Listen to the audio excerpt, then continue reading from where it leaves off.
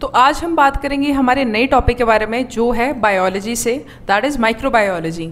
सो microbiology एक ऐसी branch है साइंस की जिसमें हम बात करेंगे माइक्रो ऑर्गेनिजम्स की। इसकी इंग्लिश डेफिनेशन क्या है? Microbiology is a branch of science that deals with the study of microbes और माइक्रो ऑर्गेनिजम्स। ऐसी ब्रांच साइंस की जिसमें हम सिर्फ बात करते हैं माइक्रोब्स के बारे में, माइक्रो ऑर्गेनिजम्स के बारे में, उनके यूजफुल इफेक्ट हो गए, उनके हार्मफुल इफेक्ट हो गए, उनका स्ट्रक्चर हो गया, उनकी टाइप्स होगी, उन सबको हम क्या बोल देते हैं इस ब्रांच को? माइक्रोबायोलॉजी। तो सबसे पहले बात करते हैं जो माइक्रो ऑर्गेनिजम्स हैं उनको बेसिकली 5 टाइप्स में डिवाइड किया गया है। यहाँ पे आपका आएगा 5, दिस इज योर 5। तो इसे 5 टाइप्स में डिवाइड किया गया है माइक्रो ऑर्गेनिजम्स को। तो वो क्या है? सबसे पहले आता है आपका बैक्टीरिया। अब जो बैक्टीरिया है इनका जो सेल स्ट्रक्चर है वो काफ़ी पुराना है। प्रिमिटिव का मतलब पुराना। तो ये यूनिसेलुलर होते हैं, मतलब सिंगल सेल होता है इनके पास, एक सेल वॉल होती है। साथ ही साथ दे do not have a membrane bound organelle, इनके पास ऑर्गेनेलिज नहीं होती है। और साथ ही साथ एक न्यूक्लियस भी एब्सेंट होता है इनमें। और इसीलिए जो इनका डीएनए है इट लाइज फ्रीली, यहाँ पे फ्रीली आएगा आपका, फैली नहीं आएगा, फ्रीली इन द साइटोप्लाज्म। ये फ्रीली साइटोप्लाज्म में इनका डीएनए पड़ा होता है।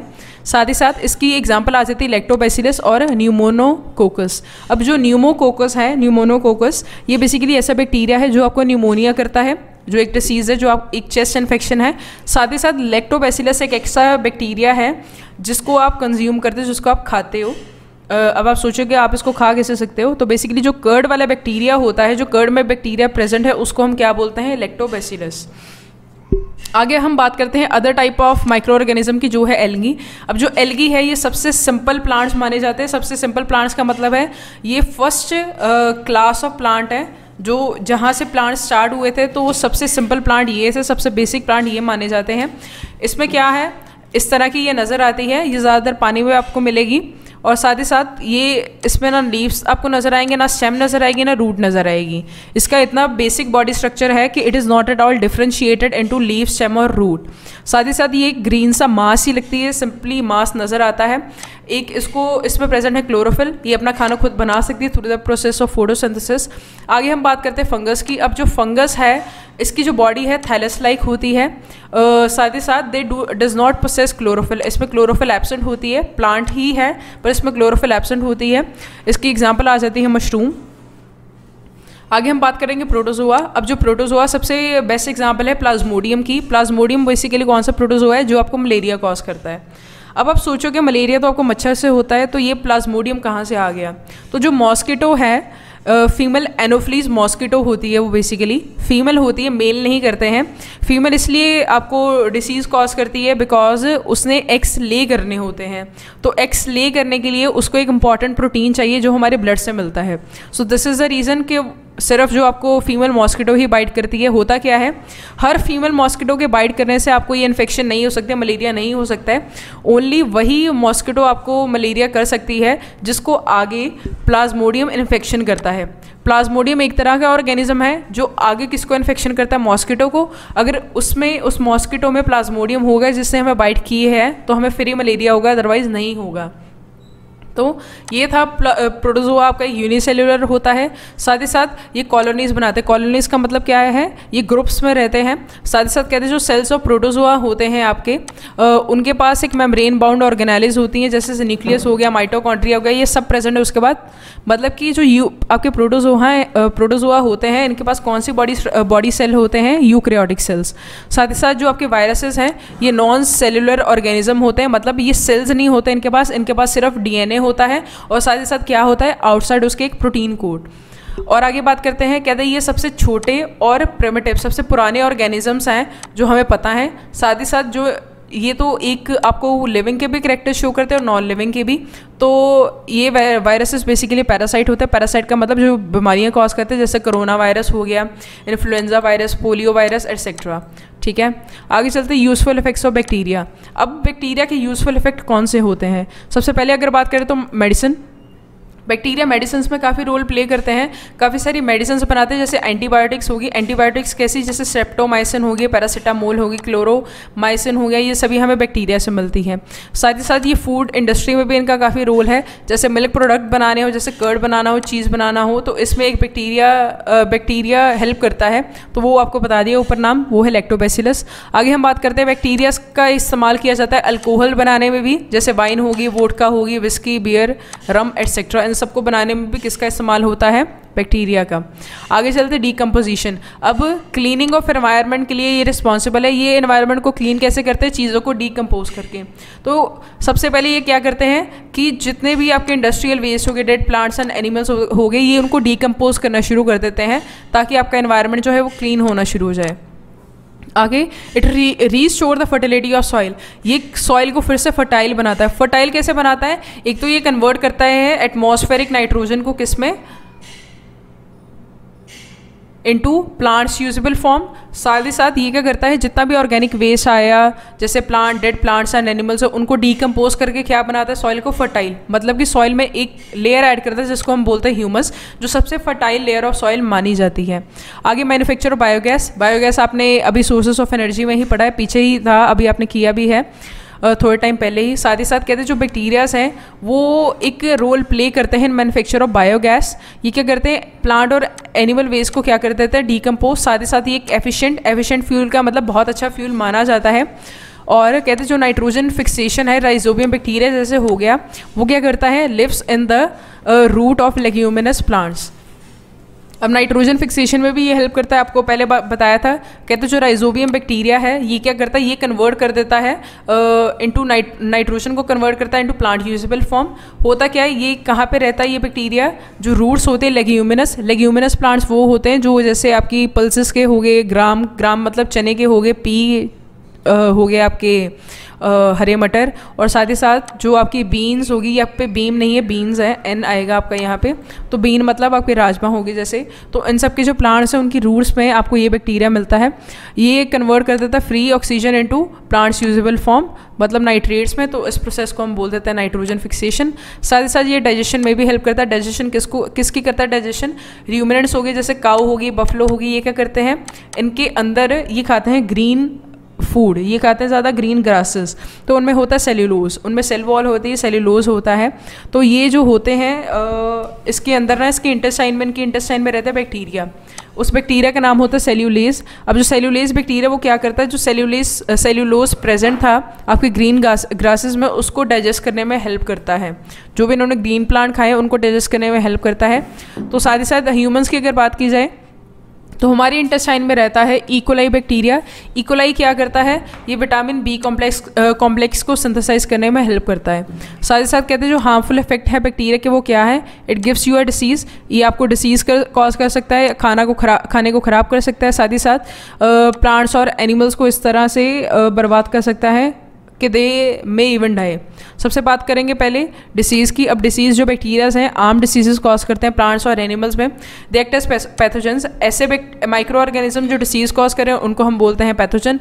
जैसे आपका हो गया टाइफाइड, टेटनस, ट्यूबरकुलोसिस, ये सब जो डिसीजेस हैं ये कौन कॉज करता है, बैक्टीरिया। आगे स्पॉइलेज ऑफ फूड में क्या होता है, जैसे आपके फ्रूट्स हो गए, वेजिटेबल्स हो गए, फ्रेश फूड हो गया, वो स्पॉइल किस वजह से होता है, due to bacterial action. Bacteria क्या करता है, जो प्रोडक्ट्स होते हैं उनको कन्वर्ट कर देता है सॉर, खट्टा कर देता है उनको टेस्ट में, तो इस तरह से वो उनको ख़राब करता है। आगे हम बात करेंगे एल्गी की। यूज़फुल इफेक्ट क्या है एल्गी के, सबसे पहले तो ऐसा फूड यूज़ किया जाता है, इसको चाइना और जापान में इसको ऐसा फूड खाया जाता है सी फूड की तरह। साथ ही साथ इसको कैटल फीड की तरह भी इस्तेमाल किया जाता है, और साथ ही साथ ये फ्रेश फूड है फिश और एक्वेटिक एनिमल्स के लिए भी। आगे चलते हैं एंटीबायोटिक्स। एंटीबायोटिक्स क्या है आपके लिए, ये एंटीबायोटिक जैसे क्लोरेलिन हो गया, उसको प्रोड्यूस करती है फ्रॉम ग्रीन एल्गा क्लोरेला, इसको देती है हमें। साथ ही साथ जो इंडस्ट्री है एगर एगर हो गया, ये एक तरीके की एक जेलेटिनस सब्सटेंस है, ये क्या करता है हमें, ये हमें रेड एल्गी से मिलता है। इसको हम कल्चर मीडियम की तरह यूज़ करते हैं माइक्रो ऑर्गेनिज्म के लिए, साथ ही साथ शू पॉलिश का बेस बनाने के लिए, और कॉस्मेटिक्स में भी इसका इस्तेमाल होता है। आगे ऑक्सीजनेशन ऑफ वाटर, कहते हैं जो रिच सोर्स है ऑक्सीजन का वो यही है। ये क्या करता है, ये कार्बन डाइऑक्साइड ले लेता है सारी एनवायरनमेंट से, और साथ ही साथ क्या रिलीज़ करता है वाटर में ऑक्सीजन, जिसकी वजह से जो एक्वेटिक लाइफ है वो आराम से सर्वाइव कर सकते हैं। आगे इसके हार्मफुल इफेक्ट क्या है, कहते हैं जो एल्गी है वो लेक्स और पॉन्ड्स में काफ़ी अच्छे से ग्रो कर जाती है। ये क्या करती है, सारी की सारी सरफेस कवर कर देती है वाटर की, जिसकी वजह से जो वाटर है वो अनफिट फॉर ह्यूमन कंजप्शन हो जाता है, मतलब ह्यूमन उसको यूज़ नहीं कर पाते, पानी ख़राब हो जाता है। आगे बात करेंगे हम यूज़फुल इफेक्ट ऑफ फंगस। अब जो फंगस है सबसे पहला जो है उसका काम है फूड का। जो कई फंगस हो गई जैसे मशरूम्स हो गए वो एडिबल का मतलब खाने लायक होते हैं, पर हर मशरूम खाने लायक नहीं होता है, सिर्फ कुछ मशरूम्स ही खाने लायक होते हैं। साथ ही साथ ये आपको फूड बनाने में हेल्प करती है, जैसे आपके फूड प्रोडक्ट्स हो गए डोसा, इडली, केक, ब्रेड। अब फूड प्रोडक्ट को बनाने में कैसे हेल्प करते हैं, जो फंगस इन सबको बनाने में इस्तेमाल होती है उसका नाम होता है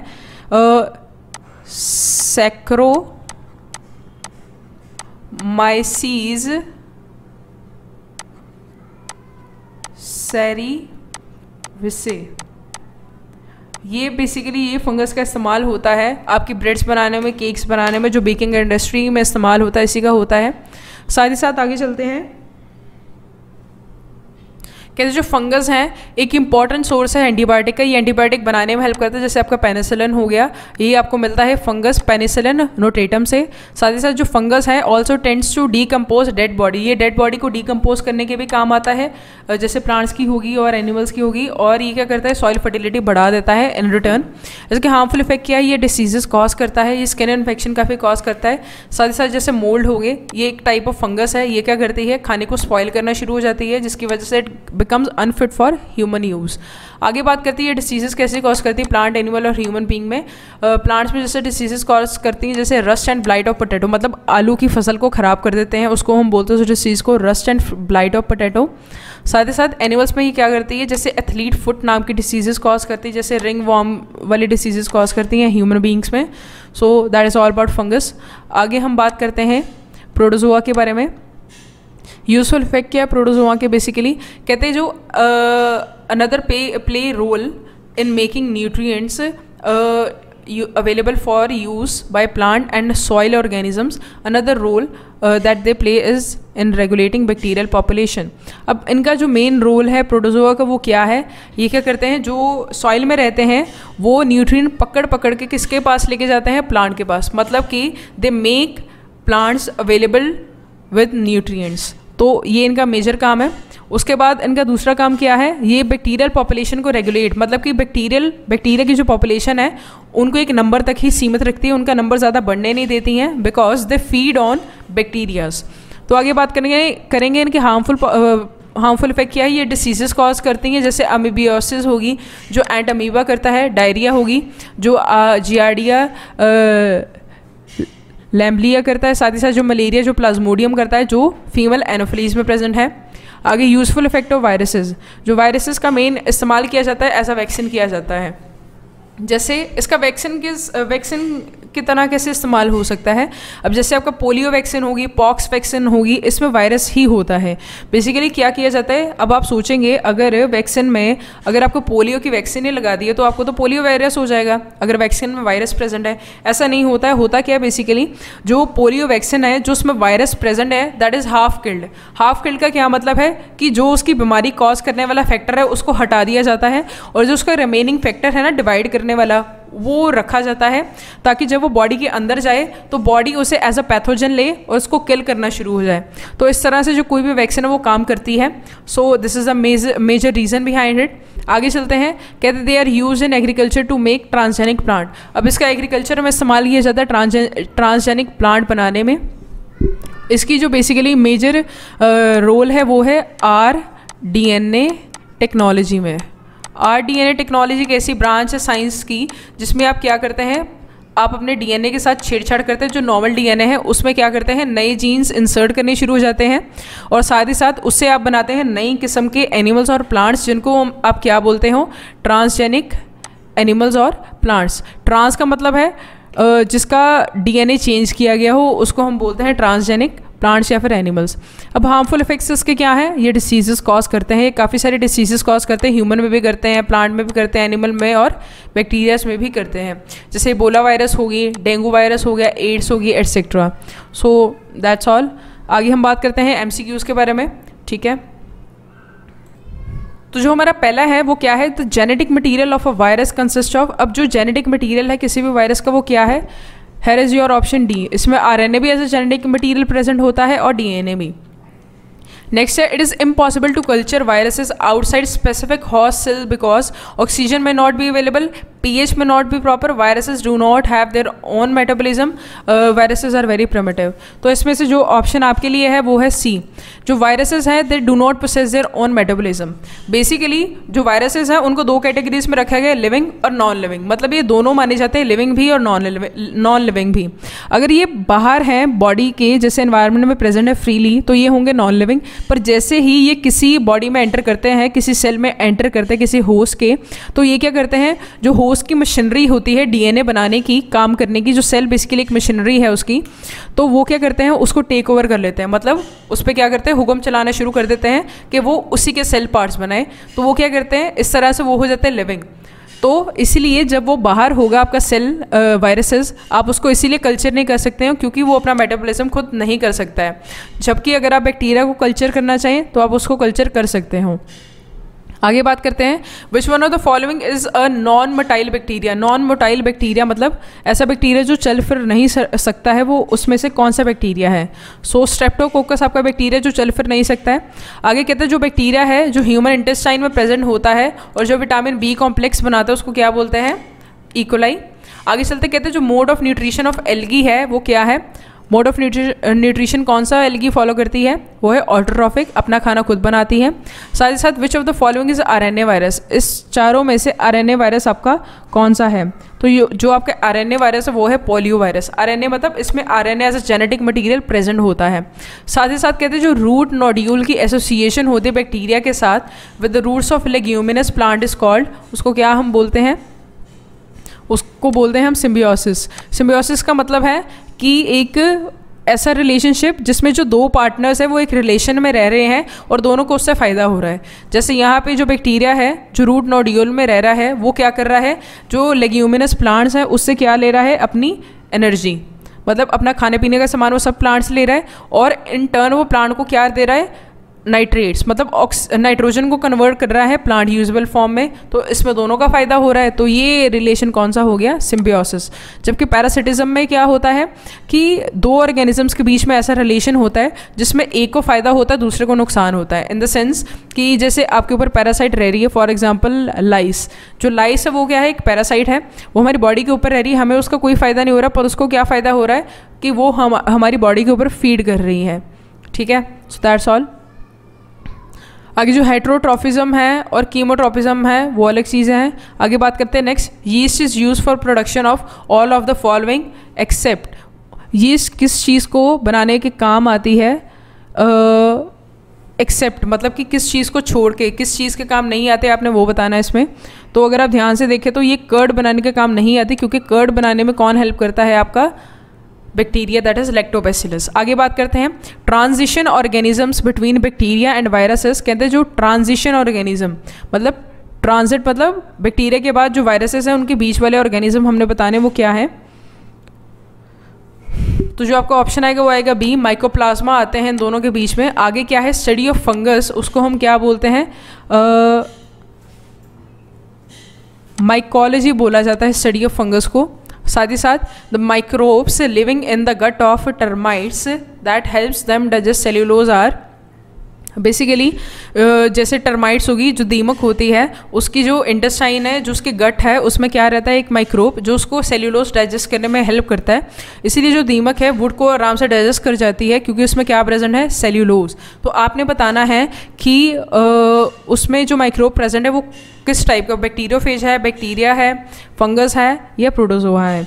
तो जो आपका आंसर है it comes out to be protozoa, जो प्रेजेंट है वो है प्रोटोजोआ।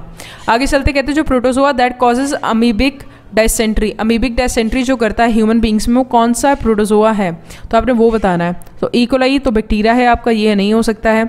तो जो आपका आंसर आएगा it comes out to be option C, E histolytica.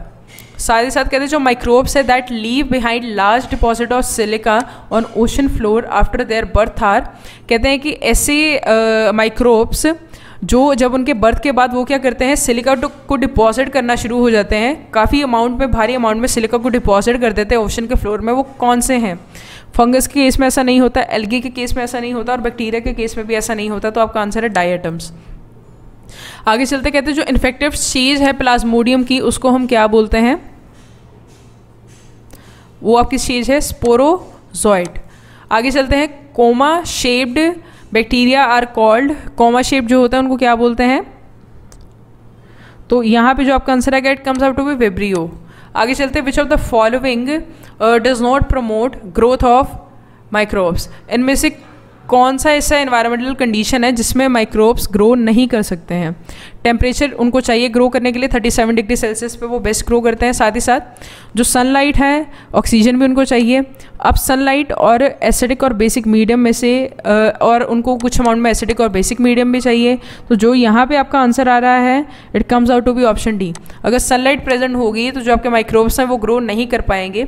इसीलिए अगर कोई चीज़ धूप में पड़ी है तो जल्दी ख़राब नहीं होगी। जैसे आप पिकलिंग करते हो, पिकल्स बनाने से पहले आप क्या करते हो, जितना भी आपके पिकल के लिए सामान होता है उसको धूप लगवा लेते हो ताकि वो ख़राब ना हो। आगे yeast contain maximum amount of, yeast में मैक्सिमम अमाउंट ऑफ क्या प्रेजेंट होता है आपने वो बताना है। तो दैट इज़ राइबोफ्लेविन। राइबोफ्लेविन नाम की एक चीज़ प्रेजेंट होती है।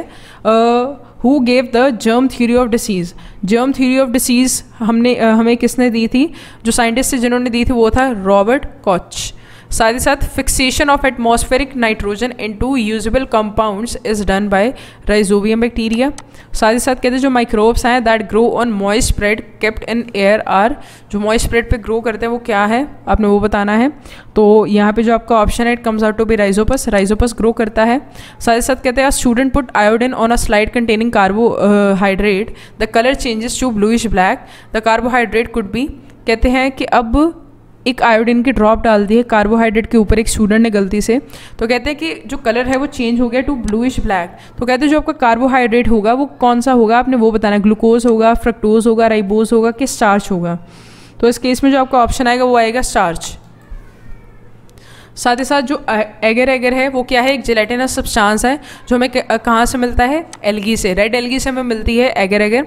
साथ ही साथ कहते हैं जो साइनोबैक्टीरिया है वो क्या है, एल्गी है, बैक्टीरिया है, वायरस है कि क्या है। ये बेसिकली जो आपका साइनोबैक्टीरिया है वो है एक तरह की एल्गी। आगे चलते हैं, कहते हैं जो लाइकन्स हैं आर सिम्बायोटिक एसोसिएशन, ये बेसिकली सिम्बायोटिक एसोसिएशन होती है। ये किस किस के बीच में होता है, एल्गी और फंगस के बीच में।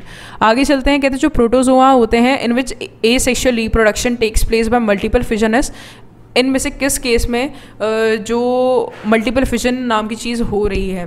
बेसिकली जो मल्टीपल फिजन होती है वो होती है प्लाज्मोडियम में, प्लाज्मोडियम शोज मल्टीपल फिजन। साथ ही साथ कहते हैं जो फ्लैजेला है it's not an organ of locomotion and, किस ऑर्गेनिज्म में जो फ्लैजेला है लोकोमेशन मतलब मूव करने वाला एक ऑर्गन, उसको एज अ मूव करने वाला ऑर्गन नहीं कंसिडर किया जाता है।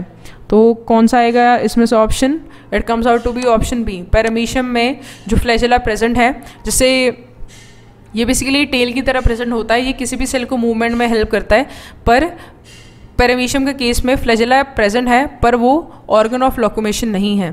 विच of the following is not a cold blooded animal, इनमें से कौन सा एनिमल ऐसा है जो कोल्ड ब्लडेड नहीं है। अब आपका जो फ्रॉग है वो है, लिजर्ड भी है, तो आपके पास दो ऑप्शंस बचे हैं। तो आपका जो आंसर आएगा it comes out to be crow. जो क्रो है आपको ऑल सीजन्स में मिलता है, जो बर्ड है आपको ऑल सीजन्स में मिलते हैं, जो फिश हैं वो भी हाइबरनेशन के लिए चली जाती हैं पर क्रो कभी नहीं जाते हैं बिकॉज इनकी जो बॉडी है वो काफ़ी वार्म होती है, जो बर्ड्स होती है उनकी। And branch of biology that deals with nomenclature, उसको क्या हम बोलते हैं, टेक्सोनॉमी। नॉमेनक्लेचर का मतलब है चीज़ों के नाम रखने के, जैसे क्रो का साइंटिफिक नेम हो गया आपका, बाकी एनिमल्स का साइंटिफिक नेम उसकी बात की जा रही है। आगे कहते हैं जो बायनोमियल सिस्टम है नॉमेनक्लेचर का, उसको किसने इंट्रोड्यूस किया था, कौन से साइंटिस्ट ने, तो जो यहाँ पे आपका आंसर है वो है लिनेनियस। लिनेनियस ने इंट्रोड्यूस किया था फॉर द फर्स्ट टाइम। जो डार्विन थे उसने क्या दी थी आपको, थ्योरी ऑफ एवोल्यूशन। और जो मेंडल थे ही was known as father of genetics, उसने सबसे पहले जीन्स के बारे में आपको समझाया था। देन कम्स कहते हैं जो रिजर्व फूड है फंगल सेल में वो क्या है, ये कौन सा रिजर्व फूड रखते हैं, जैसे हमारी बॉडी में ग्लाइकोजन प्रेजेंट होता है, प्लांट्स के केस में स्टार्च होती है, तो आपके फंगल सेल्स में क्या चीज़ प्रेजेंट होती है आपने वो बताना है। तो यहाँ पे योर ऑप्शन इज सी, मतलब वो ग्लाइकोजन स्टोर करती है as a reserve food. Alga partner in lichen is, alga का जो पार्टनर है वो लाइकन्स में कौन सा है आपने वो बताना है। फाइकोबायोन्ट है, माइकोबायोन्ट है, पॉलीबायोन्ट है और नन ऑफ दीज। अब आपका इसमें से जो आंसर आएगा it comes out to be option A, phycobiont होता है वो। साथ ही साथ कहते हैं जो कॉमन नेम है एंट्रोबियस का वो आपने बताना है। Common name of Enterobius is your pinworm, उसको पिनवॉर्म कहा जाता है। साथ ही साथ एड वायरसेस, कहते जो एड्स का वायरस है वो क्या है, आपने वो बताना है। सिंगल स्ट्रैंड आरएनए वायरस है, डबल स्ट्रैंड आरएनए वायरस है, सिंगल स्ट्रैंड डीएनए वायरस है या फिर डबल स्ट्रैंड डीएनए वायरस है। अब जो एड्स हैं उसका जो डीएनए होता है वो होता है आरएनए, वो डीएनए उसका मतलब कि जो जेनेटिक मटेरियल है that is RNA and not DNA. तो आपने जो ऑप्शन सिलेक्ट करना है इन सब में से वो क्या आएगा, दैट इज़ ऑप्शन ए, वो सिंगल स्ट्रैंडेड, मतलब इसका सिंगल। अब जैसे डीएनए होता है डबल स्ट्रैंडेड, वो इस तरह से आपको नज़र आएगा, तो वो इसकी फिगर कुछ इस तरह से आपको नज़र आएगी। तो ये होगा डबल स्ट्रैंडेड, पर सिंगल स्ट्रैंडेड इस तरह से होता है, ठीक है। तो जो इसमें प्रेजेंट है वो है सिंगल स्ट्रैंडेड, मतलब सिंगल सी इस तरह से लाइन होती एंड नॉट दिस। आगे चलते हैं, which of the following is a DNA virus, इसमें से कौन सा वायरस जो है वो डीएनए वायरस माना जाता है, आपने वो बताना है। तो इसमें है आपके पास ऑप्शन बी, जो पॉक्स वायरस है वो क्या है, डीएनए वायरस। साथ ही साथ कहते हैं जो लार्ज साइज बैक्टीरिया है वो कौन से हैं इनमें से, that comes out to be your C option, spiral shape bacteria. साथ ही साथ कहते हैं जो मशरूम है, पफ बॉल्स हैं और टॉड बॉल्स हैं वो क्या है, आपने वो बताना है, that is your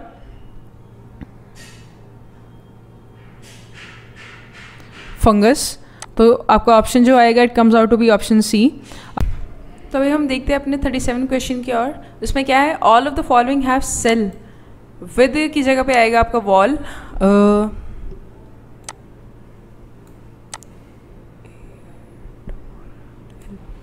so except, इसमें से किसके पास सेल वॉल नहीं है, एल्गी के पास होती है क्योंकि ये है आपका प्लांट, फंगस के पास भी होती है क्योंकि ये भी आपका प्लांट है, और बैक्टीरिया के पास भी होती है। एक्सेप्ट अमीबा के पास आपकी सेल वॉल नहीं होती, तो ऑप्शन इज डी।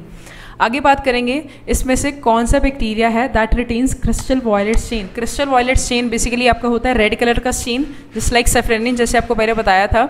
तो आपने इसमें से बताना है कौन सा बैक्टीरिया है जिसके पास क्रिस्टल वॉयलेट स्टेन रह जाता है, तो वो है आपके ग्राम पॉजिटिव बैक्टीरिया। आगे चलते हैं, the bacteria survive unfavourable conditions like extreme temperature और scarcity of water by forming. कहते हैं अब जो बैक्टीरियाज हैं अनफेवरेबल कंडीशंस जैसे कि टेम्परेचर ज़्यादा, स्कैरसिटी ऑफ वाटर भी ज़्यादा, तो ये किस तरह से सर्वाइव कर सकते हैं, ये ऐसा कौन सा पार्ट बना लेते हैं जिसकी वजह से ये सर्वाइव कर सकते हैं। ये बेसिकली एक सिस्ट बना लेते हैं, सिस्ट के अराउंड एक काफ़ी प्रोटेक्टिव सेल वॉल होती है, तो ये अनफेवरेबल कंडीशन में इस तरह से बचते हैं, और जब फेवरेबल कंडीशन आती है तो ये फिर किस में कन्वर्ट हो जाते हैं, बैक्टीरिया में। Then comes formation of curd from milk is by, ये कौन सा ऑर्गेनिज्म करता है, ये बेसिकली किस ऑर्गेनिज्म का काम है। तो इस प्रोसेस में इस केस में जो प्रोसेस फॉलो होते हैं that is your fermentation. Then comes trypanosoma. Trypanosoma basically क्या है आपकी, ट्रिम्पेनोजोमा एक आपका एक तरह का है प्रोटोजोआ। तो so that's all, thank you.